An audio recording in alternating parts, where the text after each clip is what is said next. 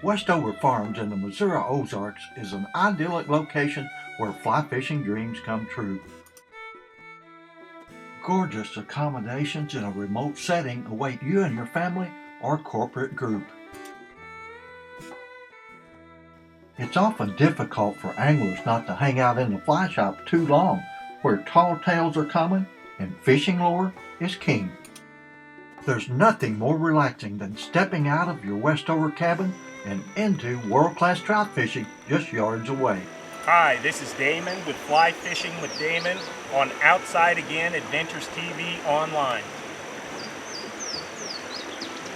Outside Again Adventures TV is brought to you by these fine sponsors: Scenic River Taxidermy, J. Cook Fly Rods, Blue Springs Resort, Hutchison Ford, River Hills Traveler Magazine, 4J Archery, Bean Creek Calls, Devil's Backbone Outfitters, Black Gold Dog Food, Cowtown USA, Westover Farms, and Will Knorr Outdoors. Damon is far younger than most fly fishermen you will see on trout streams, but his expertise goes far beyond his years. Years of fly fishing experience have taught him that stealth is key to success on small trout streams. Trout have extremely good eyesight, and you have to keep a low profile if you want to catch fish quickly like Damon has just done.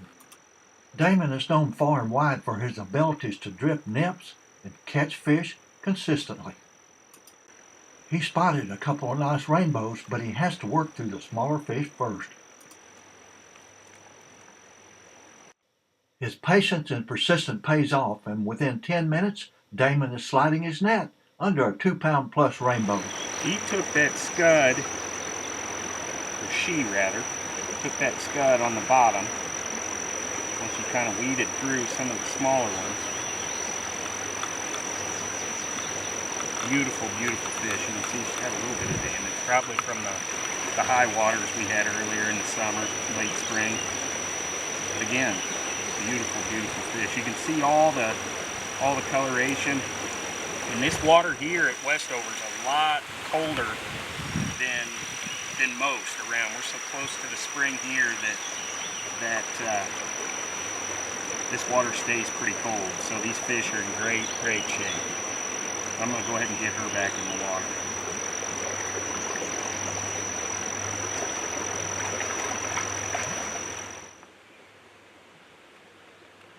Alright, I'm fishing today at Westover Farms, and I've got 8'6" 4-weight, as you can see here.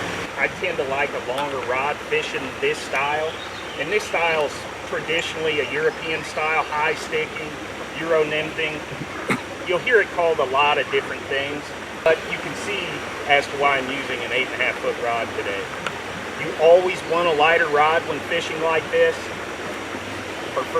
Some guys will use up to an 11-foot rod, all the way down to a 2 or 3 weight. I'm going to talk a little bit about my rig too.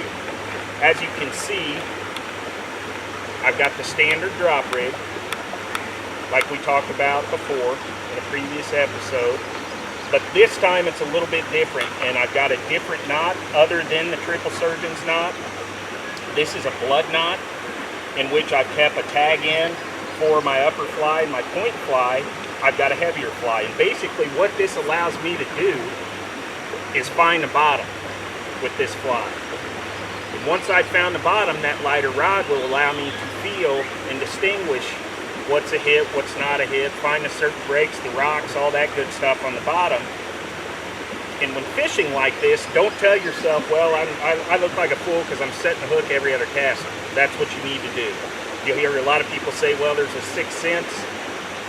I don't believe in that. A lot of times you'll start to come back to cast or water load to get back upstream, and you'll have a fish. And then that will almost help you know what is a hit, what's not a hit. So I'm going to float this thing through here a couple times, and I'll talk with you. Oh, one other thing that I did forget is at the top of my leader you can see an indicator. And what that is, it's just a real subtle coil. It's made by Umpqua. And what that allows me to do is I will watch that indicator. It's designed to float. You can put floating gel on it. It will stay on the surface, but I don't like to do that.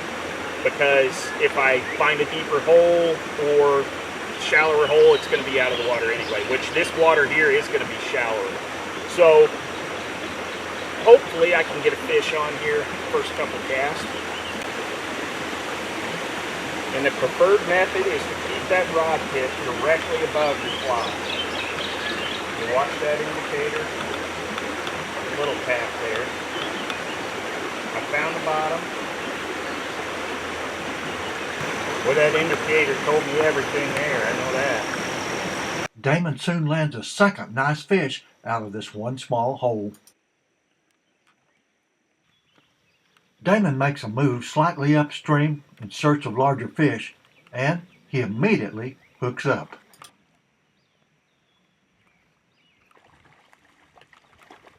Is catching fish at Westover as easy as Damon makes it look? Certainly not, but paying attention to his techniques and delivery will help you catch fish too.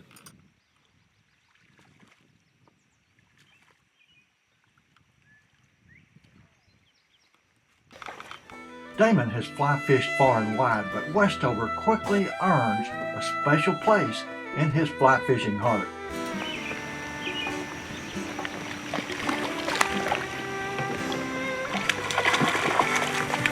Bigger fish with an attitude, I believe. But again, he's laying right in that seam. Bill, I believe this is the first for me, brother. I got 2 fish on there. One on each fly.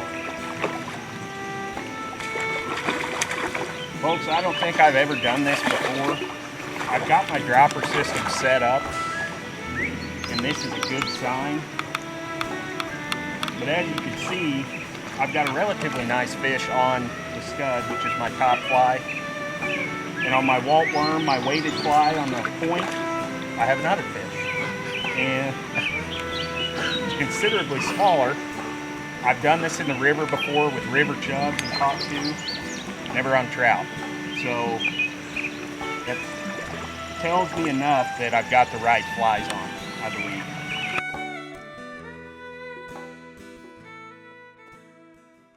According to Damon, fly fishing at Westover is like turning a page in your fly fishing experience. It's pure relaxation.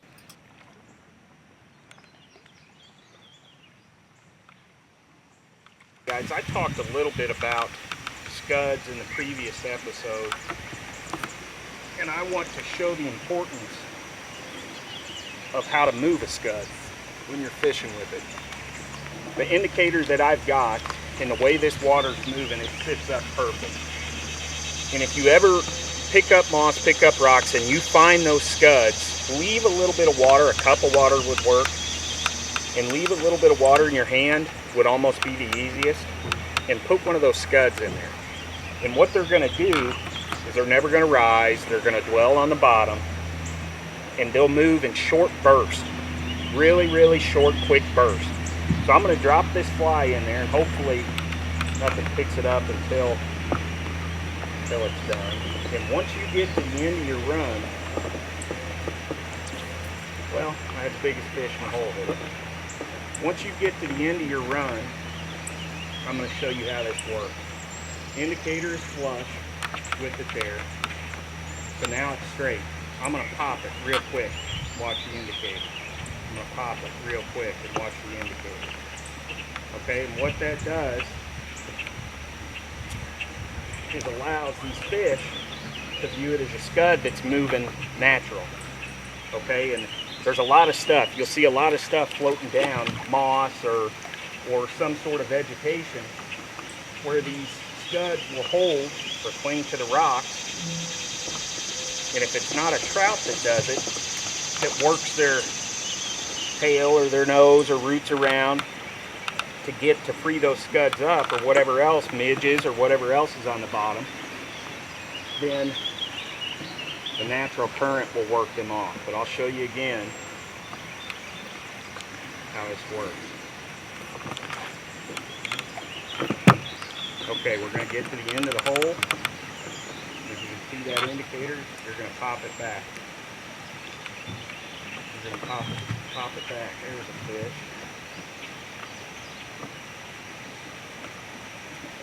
It's similar to working a jerk bait when bass fishing. I promise I'll hook another one. And that hook set there, take notes from me on that one, should be a lot more straight up. There's another. And that will always help you just make it look that much more natural when it's in the water. And again, it's all about presentation, so that will work. Any fly fisherman would enjoy this kind of trout fishing action, and it can be had at Westover Farms, southeast of Steelville, Missouri.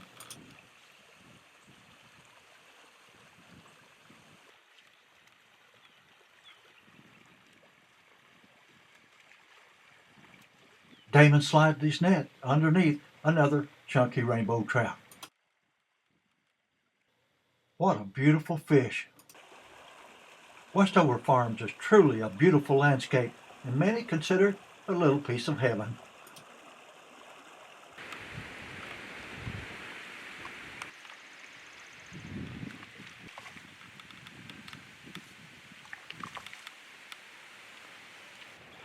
Damon has clearly demonstrated one of the most effective trout fishing techniques he has ever come across, and he certainly has it perfected.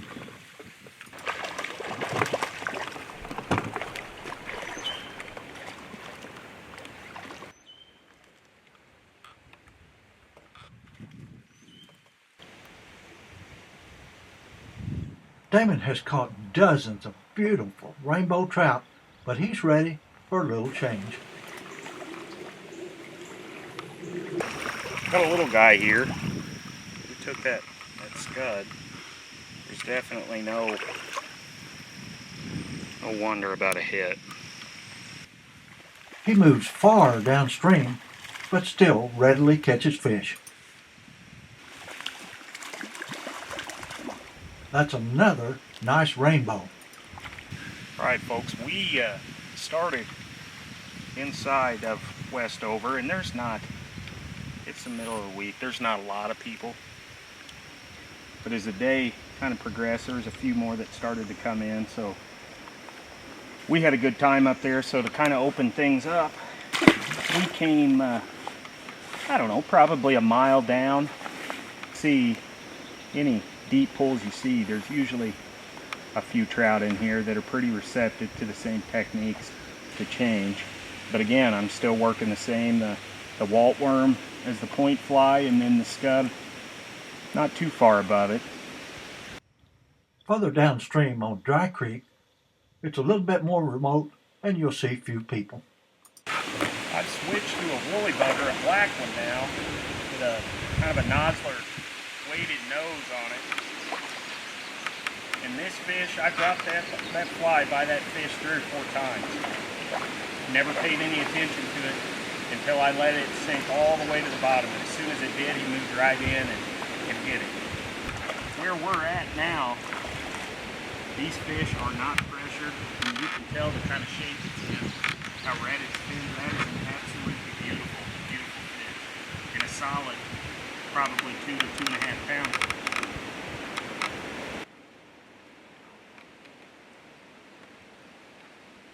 Well, Damon, we teamed up just a few months ago, and boy, we've had some great fly fishing trips together. Or you have, I should say. I spend my time behind the camera, but you fascinate me. It's a great, lovely thing to watch a good fly fisherman fish and watch somebody that knows what they're doing and enjoys it as much as you do. And of course, I'm getting old enough. I get a lot of enjoyment just looking through the lens of that camera and watching somebody do a good job.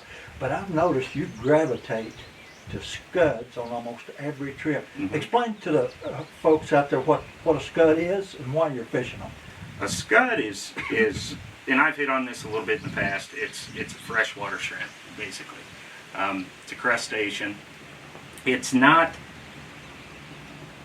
readily used. It's known about, but it's not a very popular pattern that fishermen, especially here in the Ozarks, use. I know southern part of Missouri, northern Arkansas rather, it's used really heavy, and a lot of big fish are caught on that pattern. But basically what these little guys will do is they'll hold in the moss and the rocks, and they'll molt. So basically they're going to lose that skin up to 10 times a year. And their lifespan's relatively 12 to 15 months. So you'll find them anywhere from a 1/16 of an inch to a few reaching maybe a quarter. And as the year progresses, they're going to get bigger. And when they get bigger, they're going to start to get kind of a lighter shade, almost tan or rust colored. And later in the year, I've got anything from a size 12 to a size 16. Some with bead heads, some with not, some with flashbacks, some with not. And, you know, it's something kind of fun to play with. There's translucent scuds, being white, almost holographic almost. I call those disco balls. I don't use them a whole lot. Well, you know, let me interrupt you here just a second. When we talk about shrimp, you know, I'm thinking this kind of stuff. I like to eat those things. But I saw you as soon as we come down the stream today. First thing you did was reach down in the moss and stuff there and was rolling around. You were looking for scuds? Absolutely. Did you find any? I felt like I'd stuck my hand in an ant's nest. And I knew right then, you know, whenever you catch two fish on two flies at the same time, you're doing something right. And it's like I said earlier, it's just a pattern that a lot of people are forgotten about, but that may not be the thing. You know, maybe they're just strictly dry flies. Well, I think, and I think you'll agree too, we've talked about this before, but the movie A River Runs Through It, where Brad Pitt, you know, catches his monster trout on Bunsen bug. Yeah, it looked like a huge fly. And I think that may have misdirected people just a little bit, and everybody got into the romance of dry fly fishing. And here, I haven't seen you use dry fly yet, I don't think, in the last couple of months. But again, you go to these scuds and you're fishing the bottom. So many people don't think about trout feeding on the bottom. A lot of the people say that 90% of a trout's diet is subsurface. So I'm going to take those odds anytime. You know, unless a hatch is absolutely, undeniably evident, I may use a dry fly. And then in times like that, I'll almost always use a wet fly. Because you get into wet flies, it acts like kind of a crippled fly, and you know, trout are kind of like people, and the vast majority of trout are lazy, and if they're not, they want to be, you know. Well, it's all about energy. Absolutely. See, older I get, I really understand that factor. But certainly it's energy, and they're going to be where the food source is. And if, hey, a lot of that food source is on the bottom, that's where they're going to be. And that's not to say, you know, in a 24-hour period of time, or that 4, 6, 8, 10 hours that you're out there fishing, the fish are not going to gravitate from the bottom to the surface in the middle and back, even back to the bottom. So you're a big-time scud fisherman, but that's not the only thing you fish. Nope. It's something that, you know, whenever we first got here this morning, there was a heck of a hatch on. It was almost time for a dry fly, I think. And, you know, we spent a little bit of time trying to gauge exactly what that was and talk to a few people. But, you know, once we got everything set up and got in the quicker water, and reached our hand in that moss, it was pretty clear, you know, what we need to be using. Yeah, I noticed it didn't take you long to abandon that dry fly. And you were catching a lot of fish, but there was a smaller fish. But when you went to that scud, what happened? Immediately the fish, the size was on average night and day, you know. Hello and welcome to Westover Farms. Please come visit us this fall and winter and stay with us in one of our luxury log homes. Our spring-fed trout streams are fishable all year long. Please come and see us soon. Thank you. Hi folks, it's Damon Spurgeon with Fly Fishing with Damon with AOutdoorsTV.com. We're here at Westover Farms today. It has been an absolutely phenomenal trip. The fish are big, they're biting, they're receptive to a lot of flies, especially our favorite, the scud. Please, if you have a minute, check them out at westoverfarms.com or just Google Westover Farms. It'll come up. It's a world-class place for fly fishing right here in rural Missouri.